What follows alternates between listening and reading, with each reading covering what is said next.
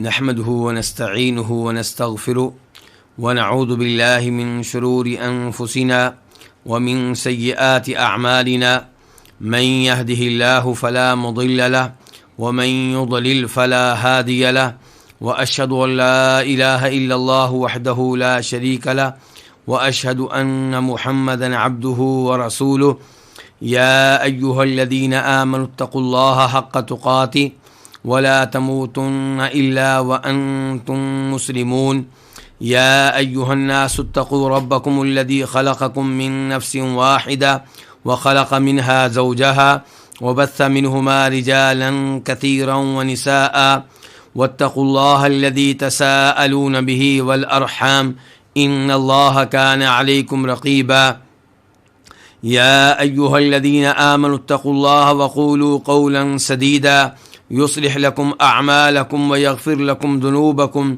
ومن يطع الله ورسوله فقد فاز فوزا عظيما أما بعد فإن خير الحديث كتاب الله وخير الهدي هدي محمد صلى الله عليه وسلم وشر الأمور محدثاتها وكل محدثة بدعة وكل بدعة ضلالة وكل ضلالة في النار. قال تعالى: إن الذين يكتمون ما أنزل الله من الكتاب ويشترون به ثمنا قليلا أولئك ما يأكلون في بطونهم إلا النار ولا يكلمهم الله يوم القيامة ولا يزكيهم ولهم عذاب أليم. سورہ بقرہ آیت نمبر 174. اللہ تعالیٰ اس آیت میں فرما رہے ہیں کہ یقیناً وہ لوگ جو چھپاتے ہیں ان کتابوں کو جو اللہ نے نازل کی ہیں اور خریدتے ہیں لیتے ہیں بھی اس چھپانے کے بدلے میں ثمن. نہیں وہ لوگ ہیں کہ وہ نہیں کھا رہے اپنے پیٹ میں مگر آگ، اور اللہ تعالیٰ ان سے قیامت کے دن کلام نہیں کرے گا اور انہیں پاک صاف نہیں کرے گا اور ان کے لیے دردناک عذاب ہے. انا بے شک کے معنی میں آتا ہے. الذین اسم موصول ہے اور یہ الذی کی جمع ہے. وہ لوگ جو لوگ، یکتمون فعل مضارع جمع کے لیے ہے چھپاتے ہیں. ما انزل اللہ، ما اسم موصول ہے الذی کے معنی میں جو، جسے، انزل اللہ اللہ نے نازل کیا اتارا. انزلہ فعل ماضی ہے واحد کے لیے، اس نے اتارا، اللہ نے اتارا. من الکتاب، یہ من بیان ہے کس کا؟ ما انزل اللہ کے ما کا، کہ وہ چھپاتے ہیں اس چیز کو جو اللہ نے اتاری. اللہ نے جو چیزیں اتاری ہیں ان چیزوں میں سے کون سی چیز یہاں مراد ہے؟ آسمانی کتابیں مراد ہیں. من الکتاب، الکتاب بظاہر لفظ مفرد ہے لیکن الکتاب یہاں پہ جنس کے لیے ہے، تو اس سے مراد وہ ساری کتابیں ہیں جو اللہ رب العزت نے آسمانوں سے نازل کی ہیں اپنے انبیاء کرام علیہم الصلوۃ والسلام پہ، اپنے رسولوں پہ. وَيَشْتَرُونَ، یشترون فعل مضارع ہے جمع کے لیے، خریدتے ہیں، لیتے ہیں. بھی، اس کے بدلے میں کس کے بدلے میں؟ بھی کی ضمیر کدھر جا رہی ہے؟ ایک احتمال یہ ہے کہ ما انزل اللہ کی طرف، اور وہ لیتے ہیں اس کے عوض میں جسے اللہ نے نازل کیا ہے. ان کتابوں کے عوض میں جو اللہ نے نازل کی ہیں کیا لیتے ہیں؟ تھوڑی سی قیمت. اور دوسرا احتمال یہ ہے کہ وہ لیتے ہیں چھپانے کے بدلے میں، یعنی کہ جو آسمانی کتابیں اللہ نے نازل کی ہیں ان کا علم چھپانے کے بدلے میں کیا لیتے ہیں؟ ثمنًا قلیلا، تھوڑی سی قیمت. ثمنًا قلیلا، قلیلا صفت ہے ثمن کی، تھوڑی سی قیمت. اور دنیا جو ہے اس کا ساز و سامان جتنا بھی زیادہ ہو، اس کی خزانے جتنے بھی زیادہ ہوں، آخرت کے مقابلے میں دنیا کیا ہے؟ تھوڑی سی چیز ہے، معمولی سی چیز ہے. اولئک، یہ انا کی خبر ہے. اولئک اس میں اشارہ ہے اور یہ اس میں اشارہ بعید کے لیے ہے. اولئک ما یاکلون، ما نافیہ ہے نہیں، یاکلون فعل مضارع ہے جمع کے لیے، کھاتے ہیں، ما یاکلون نہیں کھاتے، فی بطونہم اپنے پیٹ میں، بطون بطن کی جمع ہے، بطن ایک پیٹ کو کہتے ہیں، الا النار سوائے آگ کے، اور آگ سے مراد یہاں پہ جہنم کی آگ ہے، ولا یکلمہم اللہ اور اللہ تعالیٰ ان سے کلام نہیں کرے گا، لا نفی کے لیے نہیں، یکلم فعل مضارع واحد کے لیے، کلام کرے گا نہیں کلام کرے گا، ہم ان سے، یوم القیامہ قیامت کے دن، ولا یزکیہم یہاں پہ بھی لا نفی کے لیے ہے، یزکی فعل مضارع ہے واحد کے لیے، ولا یزکی اور نہیں پاک صاف کرے گا ہم انہیں، ولہم اور انہی کے لیے، یہاں پہ خبر مقدم آئی ہے تو حسر کا معنی پیدا ہو گیا، اور انہی کے لیے ہے عذاب علیم دردناک عذاب، علیم مؤلم کے معنی میں ہے تکلیف دینے والا، درد دینے والا عذاب۔ اب ہم اس آیت کی تفسیر کی طرف آتے ہیں۔ اس آیت میں اللہ رب العزت ان لوگوں کی مذمت کر رہے ہیں جو اللہ رب العزت کی طرف سے نازل کردہ کتابوں کو چھپاتے ہیں، ان کتابوں میں جو علم ہوتا ہے اسے چھپاتے ہیں، حالانکہ اللہ نے یہ کتابیں کیوں نازل کی ہیں؟ تاکہ ان کا علم عام کیا جائے، ان کا علم سب تک پہنچایا جائے، ان کی طرف لوگوں کو دعوت دی جائے، ان کے ذریعے لوگوں کو تبلیغ کی جائے۔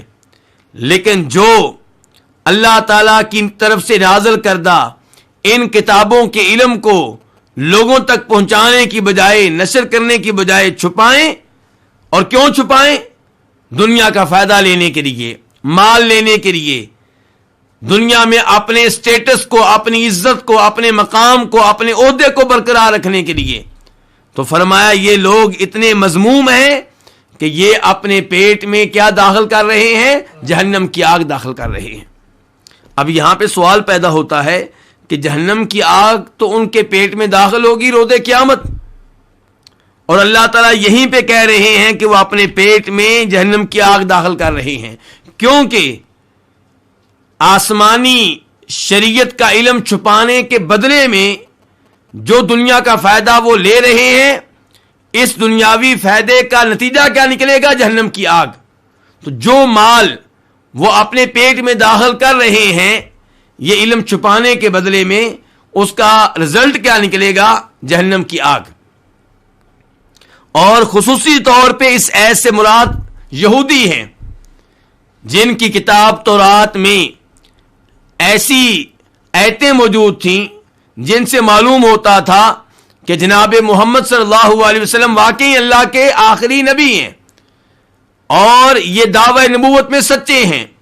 تو وہ لوگ اگر اس علم کو ظاہر کرتے تو بہت سے یہودی ایمان لے آتے، لیکن یہودیوں میں سے جو علم والے تھے، جن کو معلوم تھا کہ جناب محمد میں پائی جانے والی علامات وہی ہیں جو تورات میں مذکور ہیں، انہوں نے ان علامات کو چھپایا۔ کس لیے؟ تاکہ یہ یہودی ہمارے ساتھ رہیں اور ہمیں پیسہ دیتے رہیں، ہمیں مال دیتے رہیں، ہماری عزت کرتے رہیں اور ہمارا ان میں ایک وقار رہے۔ تو مال لینے کے لیے، اپنے عہدے کو برقرار رکھنے کے لیے، اور اپنے جو عزت انہیں ملی ہوئی تھی ان کے مابین، عام یہودیوں کے مابین، اسے برقرار رکھنے کے لیے وہ اس علم کو چھپاتے رہے۔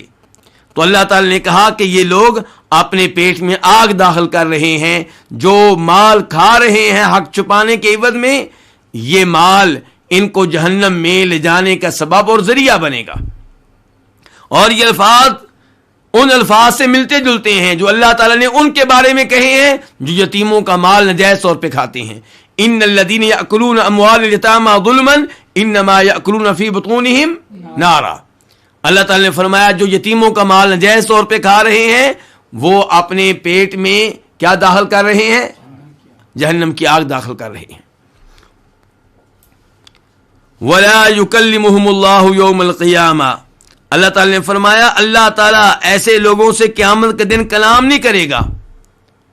تو یہ بھی بہت بڑا عذاب ہے کہ کسی انسان سے اللہ رب العزت کلام نہ کرے، اور اس کلام سے مراد وہ کلام ہے جو رضا پہ مبنی ہوگی، یعنی کہ اللہ تعالیٰ ان سے کلام کرے گا تو غصے کی حالت میں کرے گا، پیار و محبت سے اللہ ان سے کلام نہیں کرے گا۔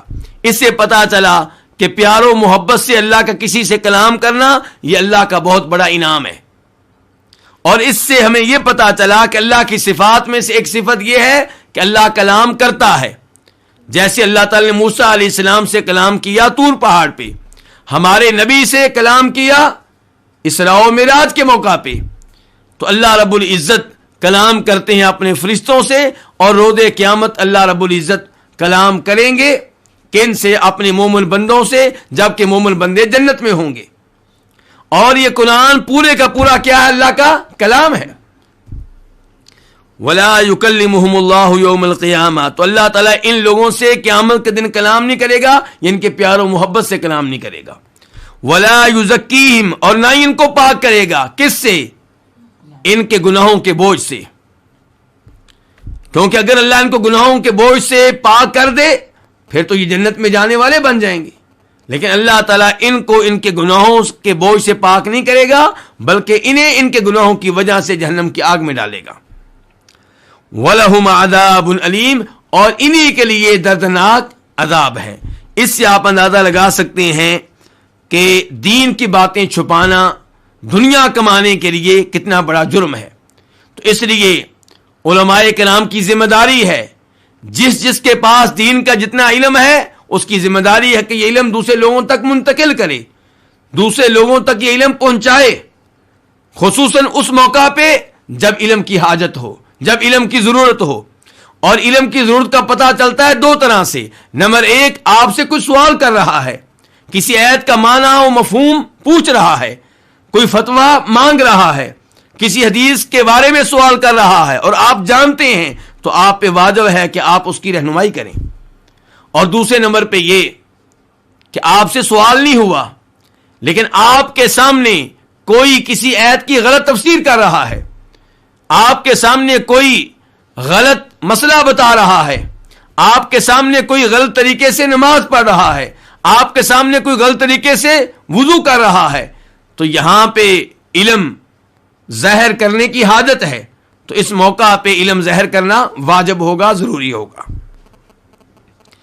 اس کے بعد آیت نمبر 175 اللہ تعالیٰ فرماتے ہیں اولئک الذین اشتروا الضلالۃ بالہدی والعذاب بالمغفرہ فما اصبرهم علی النار، یہی وہ لوگ ہیں جنہوں نے گمراہی کو خرید لیا ہدایت کے عوض میں اور عذاب خرید لیا مغفرت کے عوض میں، پس وہ کس قدر آگ پہ صبر کرنے والے ہیں۔ اولئکا اس میں اشارہ بعید کے لیے، حالانکہ ان لوگوں کا تذکرہ قریب میں ہوا ہے، لیکن اللہ نے ان کے لیے اشارہ وہ استعمال کیا ہے جو بعید کے لیے آتا ہے، یہ بیان کرنے کے لیے کہ یہ لوگ ہیں، یہ بہت مذموم قسم کے لوگ ہیں۔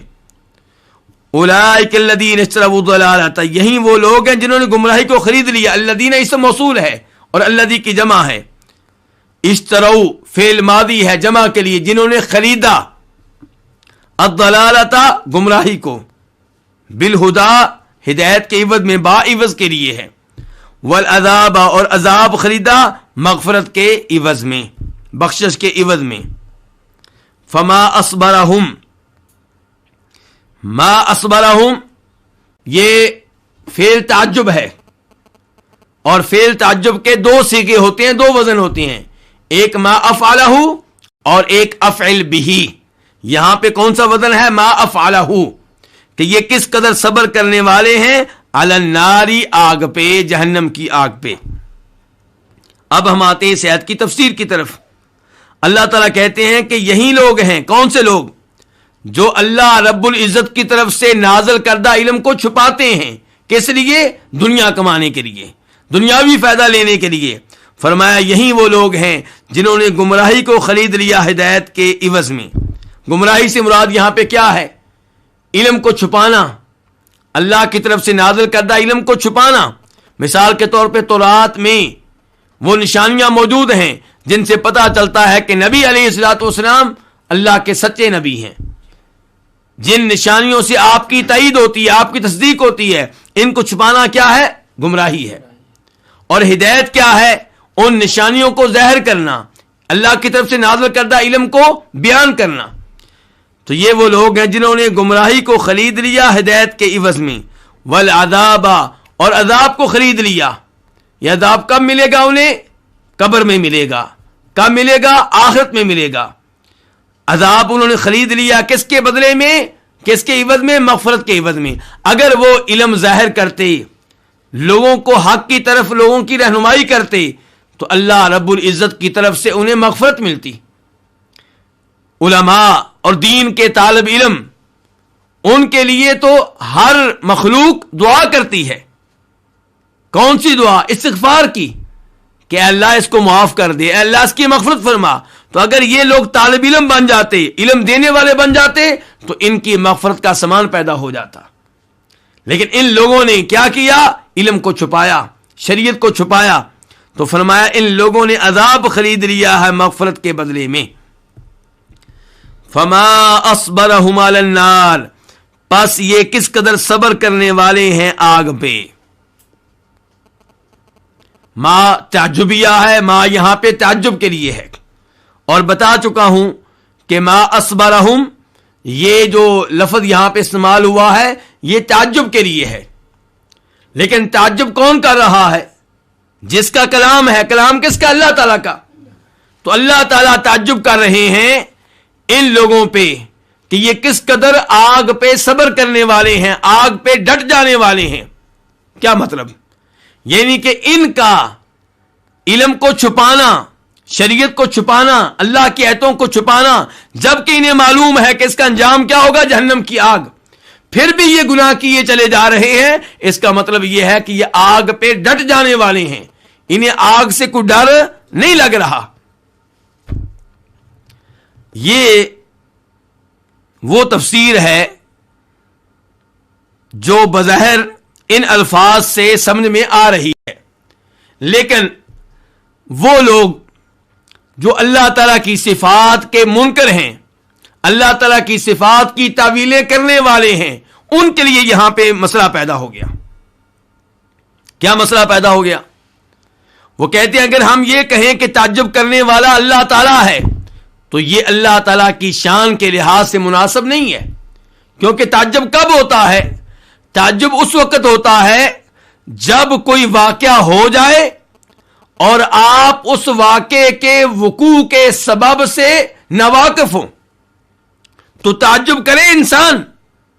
جو لا علم ہوتا ہے، جو ناواقف ہوتا ہے، جو جاہل ہوتا ہے، جس کو اچانک کسی چیز کا پتہ چلتا ہے تو اس پہ تعجب کرتا ہے۔ اللہ رب العزت ہر چیز کو پہلے سے جاننے والے ہیں، تو اللہ تعجب کیوں کریں؟ اس لیے ان لوگوں نے کہا کہ یہاں پہ تعجب سے مراد یہ ہے کہ اللہ تعالیٰ مخاطب سے کہہ رہے ہیں، اللہ تعالیٰ اس سے کہہ رہے ہیں جو اللہ کا کلام سنے کہ تم ان لوگوں پہ تعجب کرو۔ تمہیں ان لوگوں پہ تعجب نہیں ہوتا کہ کیسے یہ آگ پہ صبر کرنے والے ہیں، ڈٹ جانے والے ہیں، اور آگ میں داخل ہونے کی جسارت کرنے والے ہیں، حالانکہ یہ جانتے ہیں کہ جو جرم کر رہے ہیں اس کا نتیجہ کیا ہے؟ جہنم کی آگ، پھر بھی یہ جرم کیے چلے جا رہے ہیں۔ تو اللہ تعالیٰ خود تعجب نہیں کر رہے، بلکہ اللہ تعالیٰ مخاطب سے کہہ رہے ہیں کہ کیا تمہیں اس پہ تعجب نہیں ہوتا؟ اللہ تعالیٰ مخاطب سے کہہ رہے ہیں کہ اگر تعجب کرنا ہے تو اس بات پہ تعجب کرو۔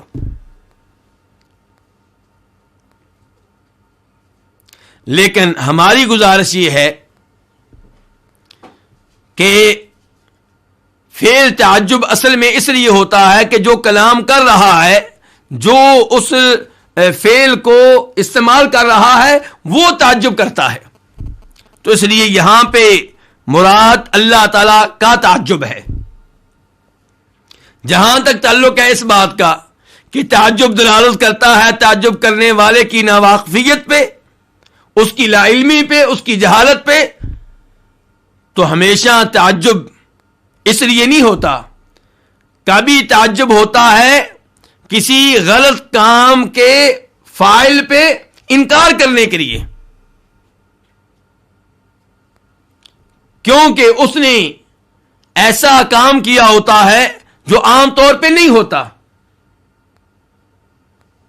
اور یہی موقف ہے امام ابن تیمیہ رحمہ اللہ کا. انہوں نے اس معاملے کو بڑی تفصیل کے ساتھ واضح کیا ہے اور کہا ہے کہ آپ لوگ اللہ تعالیٰ کی صفت تعجب کا انکار کرتے ہیں صرف اس وجہ سے کہ تعجب وہ کرے جو ناواقف ہو، اور اللہ تعالیٰ تو ہر چیز کا علم رکھنے والے ہیں. تو آپ لوگوں کا یہ استدلال درست نہیں ہے، آپ لوگوں کا یہ موقف ٹھیک نہیں ہے. کبھی تعجب اس لیے ہوتا ہے کہ تعجب کرنے والا نہ، اور کبھی تعجب اس لیے ہوتا ہے کہ جو واقعہ ہوا ہوتا ہے وہ عام طور پہ نہیں ہوتا. تو جب وہ واقعہ ہو جائے تو پھر وہاں پہ تعجب کا اظہار کیا جاتا ہے. اور اللہ تعالیٰ کا تعجب کرنا یہ قرآن و حدیث کی کئی ایک نصوص سے ثابت ہے. اگر آپ یہاں پہ اصرار کرتے ہیں اس بات پہ کہ تعجب کی نسبت اللہ کی بجائے مخاطب کی طرف کی جائے تو دیگر نصوص کا کیا کریں گے؟ کیا ہر مقام پہ آپ اللہ کے کلام کی تعویل کریں گے؟ مثال کے طور پہ اللہ تعالیٰ قرآن حکیم میں کہتے ہیں سورہ صافات میں بل عجبت ویسخرون. دوسری قرات کیا ہے؟ اور وہ قرات بل عجبت ویسخرون، کہ بلکہ مجھے تعجب ہے اور وہ مذاق کرتے ہیں. تو اللہ تعالی نے تعجب کی نسبت اپنی طرف کی ہے، اور نبی علیہ الصلوۃ والسلام کی احادیث سے بھی یہی کچھ ثابت ہے. مثال کے طور پہ وہ حدیث جسے امام مسلم روایت کرتے ہیں اور جس میں یہ آتا ہے کہ نبی علیہ الصلوۃ والسلام کے ہاں ایک مہمان آیا، آپ نے اپنی بیگمات کی طرف پیغام بھیجا کہ کیا تمہارے پاس کوئی چیز ہے جو میں مہمان کے سامنے رکھ سکوں، پیش کر سکوں؟ تو ہر بیوی نے کہا ہمارے پاس پانی کے علاوہ کچھ نہیں ہے. تب نبی علیہ الصلوۃ والسلام نے اعلان کیا کون ہے جو اس مہمان کی مہمان نوازی کرے؟ تو ایک انصاری صحابی نے کہا اللہ کے رسول میں اس کا میزبان بنوں گا.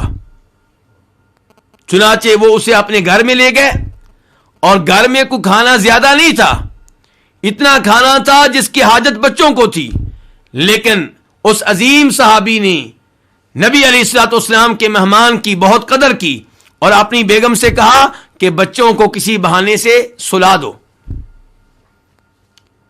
اور یہ کھانا نبی علیہ الصلوۃ والسلام کے مہمان کو پیش کرو. چنانچہ ان لوگوں نے یہ کھانا آپ کے مہمان کو بھی بھوکے رہے اور ان کے بچے بھی بھوکے رہے. جب نبی علیہ الصلوۃ والسلام سے تو آپ نے ارشاد فرمایا عجیب اللہ من صنیعکما بضیفکما اللیلہ، اس رات جو کارنامہ تم دونوں نے میاں بیوی نے سر انجام دیا ہے اللہ تعالیٰ کو اس پہ تعجب ہے. یعنی کہ تم لوگ خود بھوکے رہے پوری رات اور مہمان کی خدمت کی، اسے کھانا کھلایا، یہ اتنا عظیم کارنامہ ہے کہ اللہ تعالیٰ کو بھی اس پہ تعجب ہے. تو کہنے کا مطلب یہ ہے کہ کئی ایک نصوص سے ثابت ہے کہ اللہ تعالیٰ تعجب کرتے ہیں، لیکن اللہ تعالیٰ کا تعجب لا علمی کی وجہ سے نہیں ہوتا، جہالت کی وجہ سے نہیں ہوتا. اللہ تعالیٰ ہر چیز کا علم رکھنے والے ہیں. اللہ تعالیٰ کا تعجب کس لیے ہوتا ہے؟ اس لیے کہ جو واقعہ ہوا ہوتا ہے وہ عام طور پہ واقع نہیں ہوتا، معمول سے ہٹ کر ہوتا ہے، اس لیے اللہ تعالیٰ تعجب فرماتے ہیں. تو فما اصبرهم علی النار، تو یہ لوگ کس قدر صبر کرنے والے ہیں علی النار، جہنم کی آگ پہ. ذالک بان اللہ نزل الکتاب بالحق وان الذین اختلفوا فی الکتاب لفی شقاق بعید. آیت نمبر 176 کہ اللہ تعالیٰ نے کتاب نازل کی ہے حق کے ساتھ، اور یقیناً وہ لوگ جنہوں نے کتاب میں اختلاف کیا وہ یقیناً دور کی مخالفت میں پڑے ہوئے ہیں. ذالک اس میں اشارہ ہے. اشارہ کدھر ہے؟ یعنی کہ یہ عذاب جو ان لوگوں کو ملا ہے یہ کیوں ملا ہے؟ اس لیے کہ اللہ نے کتاب نازل کی ہے حق کے ساتھ. تو جب اللہ نے کتاب نازل کی ہے حق کے ساتھ تو حق کیا بنتا تھا کہ اس کتاب کو نشر کیا جائے، اسے عام کیا جائے، اس کا علم لوگوں تک منتقل کیا جائے. جو کتاب اللہ نے حق کے ساتھ نازل کی اسے چھپانا یہ اتنا بڑا جرم ہے کہ اس جرم کی وجہ سے انہیں یہ عذاب مل رہا ہے. ذالک، یہ اس لیے کہ اللہ کے ساتھ بات سببیہ ہے، یہ اس لیے کہ اللہ نے نزلہ اتاری ہے، نازل کی ہے. نزلہ فعل ماضی ہے واحد کے لیے، نازل کی ہے کیا؟ الکتاب، کتاب. کون سی کتاب مراد ہے؟ یہاں پہ بھی کتاب سے مراد جنس لی جائے گی کہ اللہ نے جو بھی کتابیں نازل کی ہیں وہ ساری کی ساری حق پہ مبنی ہیں اور حق کے ساتھ نازل کی ہیں. جو ان میں علم ہے وہ بھی حق، اور ان کا اللہ کی طرف سے نازل ہونا بھی حق. یہ کہنا درست نہیں ہے کہ یہ کتابیں انسانی کاوش ہیں، بشر کا کلام ہے، بلکہ ان کا اللہ کی طرف سے نازل ہونا بھی حق اور جو کچھ ان میں موجود ہے وہ بھی حق. تو اللہ تعالیٰ نے ان کتابوں کو نازل کیا حق کے ساتھ. وَإِنَّ الَّذِينَ اخْتَلَفُوا، اِنَّ بے شک کے معنی میں ہے، الَّذِينَ اسم موصول، اختلفوا فعل ماضی ہے جمع کے لیے، بے شک وہ لوگ جنہوں نے اختلاف کیا، فی الکتابی ان کتابوں میں جو اللہ نے نازل کی ہیں، لفی لام تاکید کے لیے یقیناً، فی شقاق بعید دور کی مخالفت میں ہیں. شقاق یہ مصدر ہے، مخالفت دو طرفہ مخالفت، اور بعید اس کی صفت ہے دور کی. تو اللہ تعالیٰ اس آیت میں وعدے کر رہے ہیں کہ ان لوگوں کو جنہوں نے اللہ کی طرف سے نازل کردہ علم کو چھپایا دنیاوی فائدہ لینے کے لیے، دنیاوی مال لینے کے لیے، دنیا میں اپنی عزت کو برقرار رکھنے کے لیے، انہیں عذاب ملے گا. اور یہ عذاب کیوں مل رہا ہے؟ کیونکہ اللہ تعالیٰ نے اپنی کتابیں نازل کی ہیں حق کے ساتھ. تو جو چیز حق کے ساتھ نازل ہو اسے چھپانا نہیں چاہیے، اسے نشر کرنا چاہیے، اسے عام کرنا چاہیے، اسے پبلک تک منتقل کرنا چاہیے. انہوں نے چھپایا، اس لیے اللہ تعالیٰ انہیں یہ عذاب دے گا. اس کے بعد فرمایا اور بے شک وہ لوگ جنہوں نے کتاب میں اختلاف کیا وہ دور کی مخالفت میں ہیں. اس سے کیا پتا چلا کہ اختلاف رحمت نہیں ہے. عام طور پہ لوگوں میں یہ بات مشہور ہے کہ نبی علیہ الصلوۃ والسلام نے فرمایا تھا اختلاف امتی رحمہ، کہ میری امت میں واقع ہونے والا اختلاف رحمت کا باعث ہے. لیکن گزارش یہ ہے کہ یہ نبی علیہ الصلوۃ والسلام کے الفاظ نہیں ہیں، یہ من گھڑت روایت ہے. نبی علیہ الصلوۃ والسلام کی طرف یہ الفاظ غلط طور پہ منسوب کیے جاتے ہیں. آپ ان الفاظ سے لا تعلق ہیں، بری ہیں، اور یہ الفاظ قرآن و حدیث کی نصوص کے خلاف ہیں. قرآن نے اختلاف کو رحمت قرار نہیں دیا بلکہ اسے عذاب قرار دیا ہے. اللہ تعالیٰ فرماتے ہیں وَلَا يَزَالُونَ مُخْتَلِفِينَ إِلَّا مَن رَحِمَ رَبُّكَ، کہ یہ لوگ مسلسل اختلاف کرتے رہیں گے، اختلاف سے وہ بچے گا جس پہ اللہ کی رحمت نازل ہوگی. تو اللہ تعالیٰ نے اپنی رحمت کا حقدار انہیں قرار دیا جو اختلاف سے دور رہنے والے ہیں، اور جو اختلاف میں واقع ہونے والے ہیں انہیں اللہ تعالیٰ نے اپنی رحمت سے بعید قرار دیا. اور ان الفاظ سے بھی یہی پتہ چل رہا ہے جو ہمارے سامنے ہیں. اللہ تعالیٰ فرما رہے ہیں بے شک وہ لوگ جنہوں نے کتابوں میں اختلاف کیا وہ دور کی مخالفت میں پڑے ہوئے ہیں. کتابوں میں اختلاف کیا ہے؟ مثال کے طور پہ یہ کہا کہ یہ کتاب اللہ کی طرف سے نازل کردہ نہیں ہے. کچھ لوگ ایمان لے آئے، کچھ لوگوں نے ایمان لانے سے انکار کر دیا، یا اللہ کی کتاب میں سے کچھ حصے کو مان لیا اور کچھ حصے کو نہ مانا، اس انداز سے اختلاف کیا. تو فرمایا ان کتابوں میں اختلاف کرنے والے دور کی مخالفت میں پڑے ہوئے ہیں. دور کی مخالفت، دور کس چیز سے؟ حق سے دور. جو ان کتابوں میں اختلاف کر رہے ہیں وہ حق سے بہت دور ہیں، اور حق سے بہت دور رہ کر مخالفت میں واقع ہوئے ہیں. اللہ تعالیٰ نے ان لوگوں کی اس آیت میں مذمت بیان کی ہے. اس کے بعد آیت نمبر 177 اللہ تعالیٰ فرماتے ہیں لیس البر ان تولوا وجوہکم قبل المشرق والمغرب ولكن البر من آمن بالله واليوم الآخر والملائكة والكتاب والنبيين وآتى المال على حبه ذوي القربى واليتامى والمساكين وابن السبيل والسائلین وفی الرقاب واقام الصلاة وآت الزکاة والموفون بعہدہم اذا عاہدوا والصابرین فی البأساء والضراء وحین البأس اولئک الذین صدقوا واولئک هم المتقون.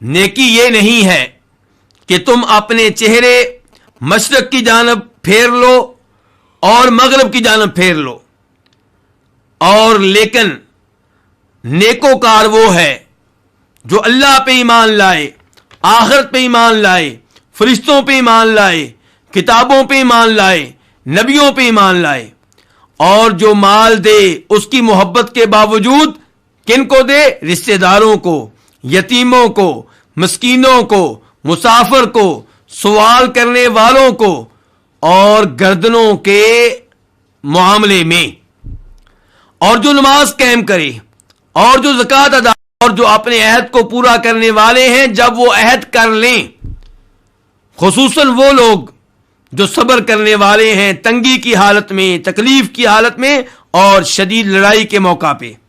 یہی وہ لوگ ہیں جنہوں نے سچ کہا، اور یہی لوگ متقی و پرہیزگار ہیں. لیسا اس کا معنی کیا ہوتا ہے؟ نہیں. البرا یہ لیسا کی خبر ہے، یہ پہلے آئی ہے، اسم بعد میں ہے. نیکی نہیں ہے. کیا چیزیں نیکی نہیں ہے؟ کیا چیز نیکی نہیں ہے؟ نیکی یہ نہیں ہے کہ تم اپنا چہرہ مشرق کی طرف کر لو اور مغرب کی طرف کر لو. اصل نیکی یہ نہیں ہے.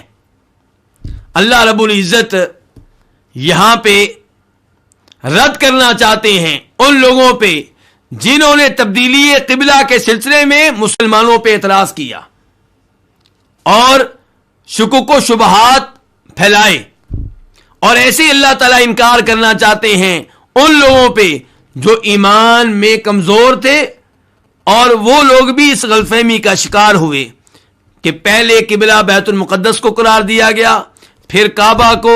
اگر یہ اللہ کی طرف سے ہے تو ایسا کیوں ہو رہا ہے؟ اللہ نے بتایا اصل نیکی یہ نہیں ہے کہ تم منہ مشرق کی طرف کر لو یا مغرب کی طرف کر لو. اصل نیکی یہ ہے کہ اللہ کی بات مان لی جائے، اللہ کی اطاعت کی جائے. اللہ کہیں مشرق کی طرف منہ کرو تو مشرق کی طرف کر لو، اللہ کہیں مغرب کی طرف تو مغرب کی طرف کر لو. تو نیکی اللہ کی اطاعت کرنے میں ہے، اللہ کے آرڈر کی تعمیل کرنے میں ہے. نیکی یہ نہیں ہے کہ مشرق کی طرف منہ کر لیا یا مغرب کی طرف منہ کر لیا. ہاں، اگر آپ مشرق کی طرف منہ کرتے ہیں اللہ کی بات مان کر تو تب نیکی ہے. اگر آپ مغرب کی طرف منہ کرتے ہیں اللہ کی بات مان کر تب یہ نیکی ہے. اور کوئی مکہ کی طرف منہ کرے لیکن اللہ کی وجہ سے نہیں، اپنی کسی ذاتی رغبت کی وجہ سے، تو یہ نیکی تو یہ عمل نیکی نہیں ہے. تو لیس البر، اصل نیکی یہ نہیں ہے کہ تم اپنے چہرے پھیر لو مشرق کی طرف مغرب کی طرف. تولو یہ فعل مضارع ہے، جمع کے لیے ہے. اصل میں تھا تولون، نون ان کی وجہ سے گر گیا ہے. تم پھیر لو. وجوہکم، وجوہ وجہ کی جمع ہے، چہرے. قبلہ طرف، قبل المشرق مشرق کی طرف، والمغرب اور مغرب کی طرف. ولکن البر، البر اس کا لفظی معنی ہوتا ہے نیکی، لیکن یہاں پہ البر کا لفظ اسم فاعل کے معنی میں ہے، البار کے معنی میں ہے. جیسے ہم کہتے ہیں زید العدل. عدل کا معنی کیا ہوتا ہے؟ عدل و انصاف. زید عدل و انصاف ہے، جبکہ زید عدل و انصاف نہیں ہو سکتا. زید عدل و انصاف کرنے والا ہو سکتا ہے، لیکن جب زید عدل و انصاف میں بہت زیادہ مشہور و معروف ہو جائے اور عدل و انصاف کے سلسلے میں اس کے کارنامے بہت زیادہ ہوں تو لوگ کہتے ہیں کہ زید عدل ہے، یعنی کہ یہ سراپا عدل و انصاف ہے، عدل و انصاف میں حد سے آگے نکل گیا ہے. تو یہاں صورتحال ایسی ہے کہ البر نیکی کے معنی میں ہوتا ہے، لیکن یہاں پہ مراد کیا ہے؟ البار. لیکن نیکوکار وہ ہے، حقیقت میں نیکوکار وہ ہے من آمن باللہ، جو اللہ پہ ایمان لائے، والیوم الآخر، اور روز آخرت پہ ایمان لائے.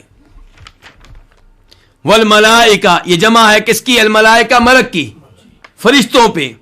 والکتاب بظاہر لفظ مفرد ہے، ایک کتاب کے لیے ہے، لیکن مراد یہاں پہ کیا؟ جنس، تمام آسمانی کتابیں جو ان تمام آسمانی کتابوں پہ ایمان لائے.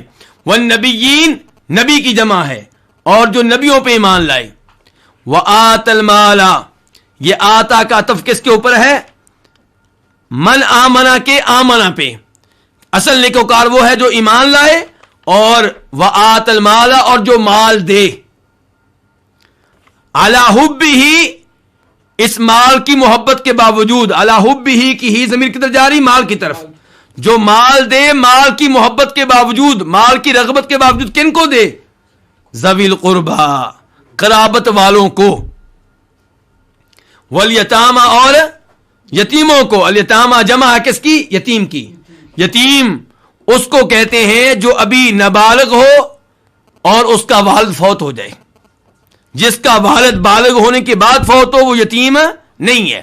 نبی علیہ الصلوۃ والسلام ارشاد فرماتے ہیں اس حدیث میں جسے امام ابو داؤد اپنی سنن میں لے کر آئے ہیں، لا یتم بعد احتلام، بالغ ہونے کے بعد کوئی یتیمی نہیں ہے.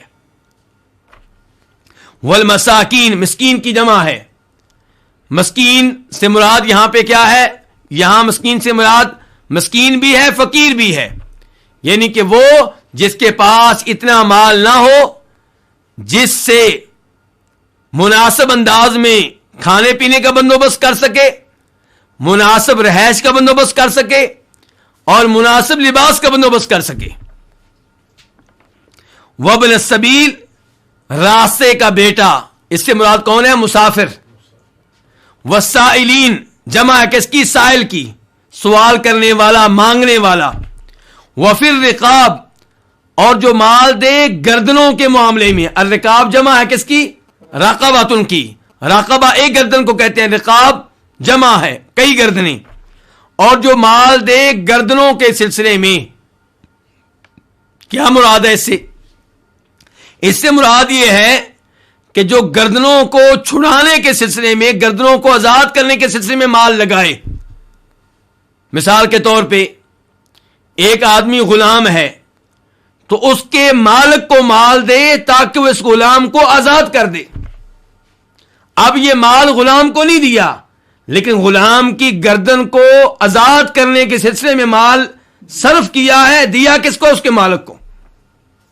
اور ایسے ہی کوئی غلام مکاتب ہے جس نے اپنے مالکوں سے معاہدہ کر لیا ہے، طے ہو گیا ہے کہ اتنے پیسے دو گے تو ہم تجھے آزاد کر دیں گے. اب وہ محنت کرتا ہے، پیسے جمع کر رہا ہے، پیسے بہت زیادہ ہیں، تو جو اس کی مدد کرے گا تاکہ اس کی گردن آزاد ہو جائے وہ بھی اس لفظ میں داخل ہے. اور ایسے ہی کوئی قیدی ہے، کافروں کے پاس ہے، کافروں کی جیل میں ہے، وہ کہتے ہیں اتنا پیسہ ملے گا تو ہم اس کو آزاد کریں گے، تو اس کی گردن چھڑانے کے سلسلے میں مال صرف کرنا وہ بھی اس لفظ میں داخل ہوگا. وَأَقَامَ الصَّلَاةَ اس کا بھی عطف کس پہ ہے؟ آمنا کے اوپر اور آت المالا کے اوپر. اور جو نماز قائم کرے. وآت الزکاۃ اور جو زکات ادا کرے. والموفون بعہدہم اور جو پورا کرنے والے. الموفون جمع ہے کس کی؟ جمع ہے موفی کی، الموفی کی. اور الموفی اور الموفون یہ کیا ہے؟ اسم فاعل ہے اوفا یوفی سے. اور جو پورا کرنے والے ہیں بعہدہم اپنے عہد کو. اذا جب عاہدوا وہ عہد کر لیں، فعل ماضی ہے جمع کے لیے. والصابرین خصوصاً وہ جو صبر کرنے والے ہیں. یہ خصوصاً کس کا معنی میں کر رہا ہوں؟ غور کیجئے گا. الصابرین سے پہلے جو الفاظ آ رہے ہیں وہ رفیع حالت میں آ رہے ہیں. الموفون رفیع حالت میں ہے اور الصابرین نسبی حالت میں آیا ہے. تو یہ کیوں منصوب ہے؟ یہاں پہ عربی لغت کے ماہر علماء کرام نے وعدے کیا کہ یہ منصوب ہے اس لیے کہ اس سے پہلے فعل ہے. وہ فعل کیا ہوگا؟ اخصو، میں خاص کرتا ہوں صبر کرنے والوں کو، یا امدہ ہو، تو اسے کہتے ہیں منصوب علی الاختصاص یا منصوب علی المدح. تو خصوصاً وہ لوگ جو صبر کرنے والے ہیں. صابرین صابر کی جمع ہے. جو صبر کرنے والے ہیں، فی البأساء تنگی میں، والضراء اور تکلیف میں، وحین الباسی اور شدید لڑائی کے موقع پہ۔ اولئک الذین، یہی وہ لوگ ہیں، اولئک اس میں اشارہ بعید کے لیے، جبکہ ان کا تذکرہ قریب میں ہوا ہے، ابھی ہوا ہے، اشارہ بعید والا، کیوں؟ یہ بیان کرنے کے لیے کہ ان کا مقام بہت اونچا ہے۔ اولئک الذین صدقوا، یہی وہ لوگ ہیں جنہوں نے سچ کہا، صدقوا فی الماضی ہے جمع کے لیے جنہوں نے سچ کہا، واولئک هم المتقون، اور یہی لوگ متقی ہیں۔ اولئک اس میں اشارہ، یہ بھی معرفہ، المتقون بھی معرفہ، اور درمیان میں ضمیر فصل حسر کا، تاکید کا معنی پیدا ہو گیا ہے۔ یہی لوگ متقی ہیں، یہی لوگ پرہیزگار ہیں۔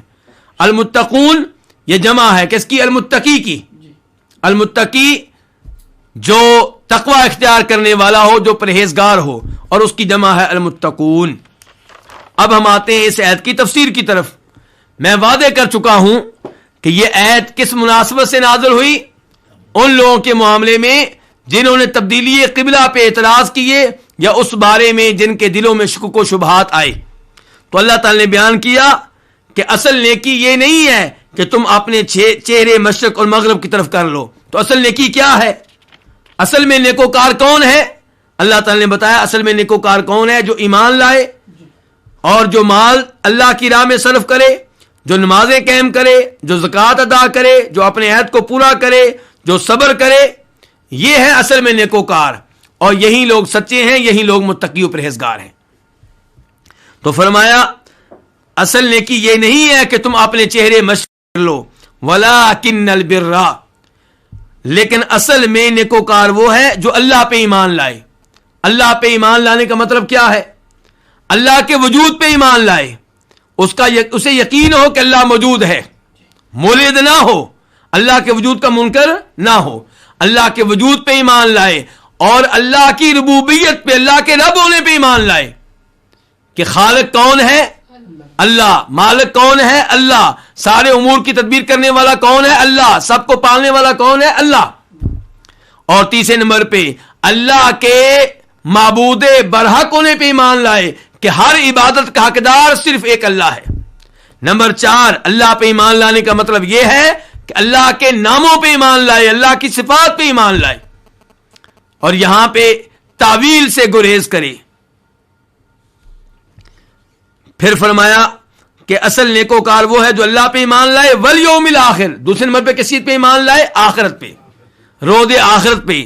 اس کو آخری دن کیوں قرار دیا گیا؟ کیونکہ اس کے بعد کو اور دن نہیں ہوگا۔ والملائکہ، اور فرشتوں پہ ایمان لائے، فرشتوں کے وجود پہ ایمان لائے، اور جن فرشتوں کے نام بتائے گئے ہیں ان پہ ان کے ناموں سمیت ایمان لائے، جن فرشتوں کی ڈیوٹیاں بتائی گئی ہیں کہ اللہ نے اس فرشتے کی یہ ڈیوٹی لگا رکھی ہے، ان کی ڈیوٹیوں پہ بھی ایمان لائے، اور اس بات پہ ایمان لائے کہ یہ نوری مخلوق ہے، ہر وقت اللہ کی عبادت کرتے ہیں، کبھی بھی اللہ کی نافرمانی نہیں کرتے۔ والکتابی، اور کتابوں پہ ایمان لائے، جو کتابیں اللہ نے نازل کی ہیں ان تمام کتابوں پہ ایمان لائے، جن کتابوں کے اللہ نے نام بتا دیے ان پہ ناموں سمیت ایمان لائے، مثال کے طور پہ تورات، انجیل، زبور، قرآن۔ اور پہلی کتابوں پہ اجمالی ایمان اور قرآن پہ تفصیلی ایمان، اور یہ کہ پہلی کتابیں کینسل ہو چکی اور یہ وہ کتاب ہے جس پہ اب عمل ہوگا۔ والنبیین، اور تمام نبیوں پہ ایمان لائے، ان نبیوں پہ بھی جن کے اللہ نے نام بتا دیے، اور ان نبیوں پہ بھی جن کے اللہ نے نام نہیں بتائے، اور ان سے محبت بھی رکھے۔ وآت المال علی حبہ، اور اصل نیکوکار وہ ہے جو ایمان لائے ان چیزوں پہ۔ نمبر 2، جو مال دے، کس کو دے؟ ذوی القربى والیتامى والمساکین وابن السبیل والسائلین وفی الرقاب۔ لیکن اس سے پہلے اللہ نے بیان کیا کہ جو مال دے علی حبہ، اس مال کی محبت کے باوجود، مال اس لیے نہیں دے رہا کہ مال کا شوق نہیں ہے، مال میں رغبت نہیں ہے، مال کی حاجت نہیں ہے، مال میں رغبت موجود ہے، پھر بھی اللہ کی راہ میں مال صرف کر رہا ہے. اللہ تعالیٰ فرماتے ہیں سورہ دار میں وَيُطْعِمُونَ الطَّعَامَ عَلَى حُبِّهِ مَسْكِينًا وَيَتِيمًا وَأَسِيرًا کہ اللہ کے نیک بندے کون ہیں, اللہ کے نیکوکار بندے کون ہیں جو کھانے کی محبت کے باوجود کھانا کھلاتے ہیں. کس کو؟ مسکین کو, یتیم کو, قیدی کو. اور اللہ تعالیٰ فرماتے ہیں لن تنالوا البر حتی تنفقوا مما تحبون کہ تم نیکی کے اعلیٰ درجے کو اس وقت تک نہیں پا سکتے جب تک کہ تم اس مال میں سے اللہ کی راہ میں خرچ نہ کرو جس مال سے تمہیں محبت ہو, جس مال سے تمہیں پیار ہو. اور پھر نبی علیہ الصلوۃ والسلام کے پاس کون آئے؟ ابو طلحہ آئے, کہنے لگے اللہ کے رسول صلی اللہ علیہ وسلم میرا وہ باغ جس کا نام بہروہا ہے جو مسجد کے قریب ہے, یہ مجھے اپنے مال میں سے سب سے بڑھ کر عزیز ہے, سب سے زیادہ پیارا ہے. اور اللہ نے کہہ دیا لن تنالوا البر حتی تنفقوا مما تحبون, اس لیے میں اسے اللہ کی راہ میں وقف کرتا ہوں. تو یہ ہے کہ وآت المال علی حبہ کہ اصل نیکوکار وہ ہے جو مال دے علی حبہ اس مال کی محبت کے باوجود. کن کو دے؟ ذوی القربا قرابت والوں کو, رشتہ داروں کو. جن کو مال دینا ہے ان کا تذکرہ اللہ نے کیا, لیکن سب سے پہلے تذکرہ کس کا کیا؟ رشتہ دار کا. اس سے پتا چلا کہ رشتہ دار کو مال دینے میں دوسروں پہ اہمیت ہے, فوقیت حاصل ہے. رشتہ دار اگر مال کا محتاج ہے تو آپ کو اسے دینے پہ دوہرا ثواب ملے گا, ایک صدقہ خیرات کرنے کا, اللہ کی راہ میں مال صرف کرنے کا, اور دوسرے نمبر پہ رشتہ دار کی مدد کرنے کا. تو وآت المال علی حبہ اور جو مال دے مال کی محبت کے باوجود کن کو دے؟ قرابت داروں کو, والیتاما اور یتیموں کو. اس سے پتا چلا کہ یتیموں پہ بھی مال صرف کرنا چاہیے چاہے یتیم مالدار ہو. اللہ نے یہ نہیں کہا کہ یتیموں کو مال دے جبکہ یتیم کیا ہو؟ غریب ہو. البتہ یتیم اگر امیر ہے تو اسے زکوٰۃ نہیں دے سکتے, لیکن زکوٰۃ کے علاوہ بطور حوصلہ افزائی, بطور پیار و محبت یتیموں کو مال دینا, ہدیہ دینا, گفٹ دینا, کھانا کھلانا بہت اچھی بات ہے. نبی علیہ الصلوۃ والسلام کے پاس ایک صحابی آتے ہیں, کہتے ہیں اللہ کے رسول علیہ الصلوۃ والسلام میرا دل بہت سخت ہے, میری حاجتیں پوری نہیں ہوتی. فرمایا اگر تم چاہتے ہو کہ تمہارا دل نرم ہو جائے, تمہاری حاجتیں پوری ہوں تو ارحم الیتیم, یتیم پہ رحم کیا کرو. وامسح رأسہ, اس کے سر پہ پیار و محبت کا ہاتھ پھیرا کرو. وأطعمہ من طعامک, اور اسے اپنے کھانے میں سے کھانا کھلایا کرو, اپنے ساتھ بٹھا کر اپنے کھانے میں سے اسے بھی کھلاؤ. کیا ہوگا؟ تمہارا دل نرم ہو جائے گا, تمہاری حاجتیں پوری ہو جائیں گی. شیخ البانی رحمہ اللہ نے اس روایت کو قابل قبول قرار دیا ہے. تو اس لیے یتیموں کی مدد کرنا, ان پہ مال صرف کرنا یہ بڑی اچھی بات ہے. والمساکین, اور جو مال دے مال کی محبت کے باوجود مسکینوں کو بھی. اور مسکین کے بارے میں وضاحت کر چکا ہوں کہ وہ جس کے پاس اتنا مال نہ ہو کہ اس کی بنیادی ضروریات پوری ہو سکیں. وابن السبیل, اور جو مال دے سفر کے بیٹے کو. مراد کون ہے؟ مسافر. ایک آدمی حالت سفر میں ہے, اپنے گھر میں وہ امیر ہے, اپنے علاقے میں امیر ہے, لیکن سفر کی حالت میں اس کے پاس پیسے نہیں ہیں کہ اپنا سفر جاری رکھ سکے, سفر میں اپنی حاجتیں پوری کر سکے, تو اس کی مدد کرنی چاہیے.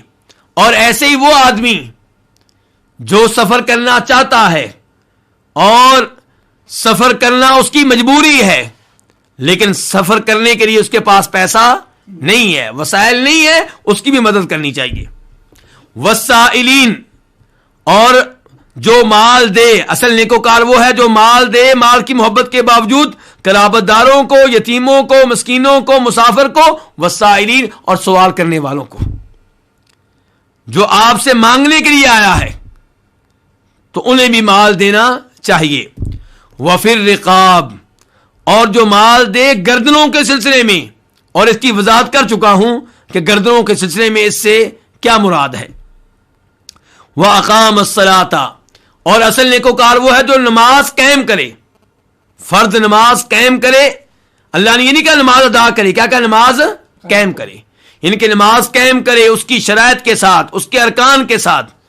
نماز کو وضو کے ساتھ ادا کرنا، نماز کو نماز کے وقت پہ ادا کرنا، نماز کو جماعت کے ساتھ ادا کرنا، نماز میں نماز کے ارکان ادا کرنا، سورہ فاتحہ پڑھنا، رکوع کرنا، سجدہ کرنا، تمام ارکان کا اور شرائط کا خیال رکھنا. تو فرمایا اصل نیکوکار وہ ہے جو نماز قائم کرے. وآت الزکاۃ، اور جو زکوٰۃ ادا کرے، زکوٰۃ ادا کرے. جبکہ پہلے اللہ تعالیٰ کہہ چکے ہیں کہ اصل نیکوکار وہ ہے جو اپنے رشتہ داروں کو مال دے، یتیموں کو دے، مسکینوں کو دے، مسافر کو دے، سوال کرنے والوں کو دے، اور گردنوں کے سلسلے میں مال صرف کرے. اور اب یہاں پہ اللہ نے کہہ دیا زکوٰۃ ادا کرے. تو زکوٰۃ ادا کرنا یہ کیا ہے؟ یہ فرض ہے. اور اوپر جس چیز کا اللہ نے تذکرہ کیا ہے وہ یہ ہے کہ آپ اللہ کی راہ میں مال صرف کریں زکوٰۃ کے علاوہ، کیونکہ زکوٰۃ کے علاوہ بھی مال پہ کئی حقوق ہیں. مثال کے طور پہ آپ کے مال پہ آپ کی بیوی کا حق ہے، آپ کے مال پہ آپ کی اولاد کا حق ہے، اور ان لوگوں کو بھی دینا چاہیے جو آپ کے مال کے محتاج ہیں، رشتہ دار، یتیم، مسکین، مسافر وغیرہ. وَالْمُوفُونَ بِعَهْدِهِمْ إِذَا عَاهَدُوا، اور جو پورا کرنے والے ہیں اپنے عہد کو جب وہ عہد کر لیں. عہد کس سے کر لیں؟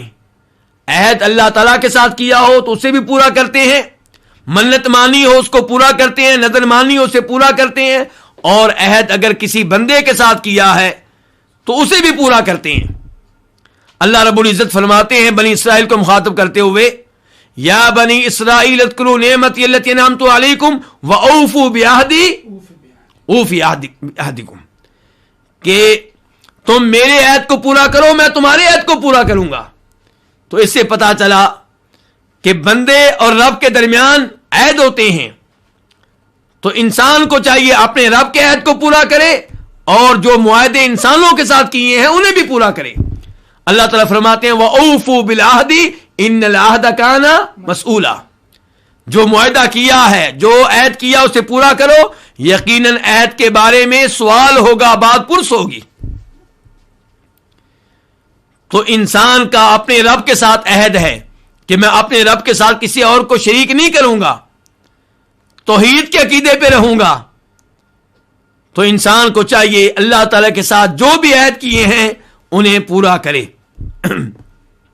اور ایسے ہی لوگوں کے ساتھ جو عہد کیے انہیں پورا کرے.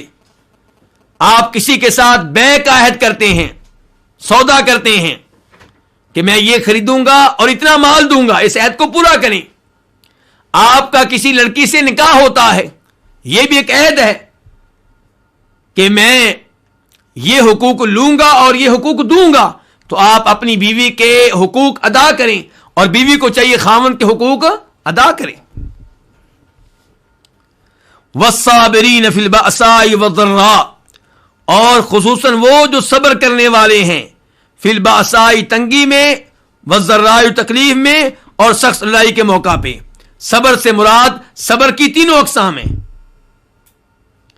اللہ تعالیٰ کی اطاعت کے معاملے میں صبر کرنا، آپ نمازیں پڑھتے ہیں تو پڑھتے رہنا، روزے آپ رکھتے ہیں تو ہر رمضان کے روزے رکھنا. تو صبر کرنا اللہ کی اطاعت کے امور پہ. اور دوسرے نمبر پہ صبر کرنے کا مطلب یہ ہوتا ہے کہ گناہوں سے بچنے کے سلسلے میں صبر کرنا، ہمیشہ کبیرہ گناہوں سے دور رہنا، یہ صبر ہے. لوگ آپ کے سامنے بے حیائی کا، برائی کا، گناہوں کا ارتکاب کر رہے ہیں اور آپ ان کا حصہ نہیں بنتے، آپ ان گناہوں سے دور رہتے ہیں. آپ کے ساتھی رشوت لے رہے ہیں، کوٹھیاں بنا رہے ہیں، اپنے بچوں کو اعلیٰ اسکولوں میں پڑھا رہے ہیں، لیکن آپ رشوت کے گناہ سے دور رہتے ہیں اور اس معاملے میں صبر کرتے ہیں، وہ بھی اس میں داخل ہے. اور تیسرے نمبر پہ صبر کی قسم کیا ہوتی ہے؟ اللہ کی طرف سے مصائب آئیں، مشکلات آئیں، پریشانیاں آئیں، وہاں پہ صبر کرنا اور اللہ تعالیٰ کے فیصلوں پہ راضی رہنا، کسی قسم کا اعتراض نہ کرنا. تو والصابرین فی البأساء، اور خصوصاً وہ لوگ جو صبر کرنے والے ہیں فی البأساء، تنگی کی حالت میں، فقیر ہیں، مسکین ہیں، پھر بھی چوری نہیں کرتے، ڈاکہ نہیں ڈالتے، رشوت نہیں لیتے، حرام نہیں کھاتے، والضراء، اور تکلیف میں، بیماری میں صبر کرنے والے ہیں، بیماری بہت زیادہ ہے، تکلیف بہت ہو رہی ہے، پھر بھی اللہ کا کوئی شکوہ نہیں کرتے، اللہ پہ کوئی اعتراض نہیں کرتے، وحین الباسی، اور شدید لڑائی کے موقع پہ صبر کرنے والے، میدان میں ڈٹ جانے والے، دشمن کا مقابلہ کرنے والے، اللہ کی رضا کے لیے، اللہ سے اجر و ثواب لینے کے لیے۔ الباس کا معنی کیا ہوتا ہے؟ سخت لڑائی، شدید لڑائی۔ اولئک الذین صدقوا، یہ وہ لوگ ہیں جنہوں نے سچ کہا۔ کون؟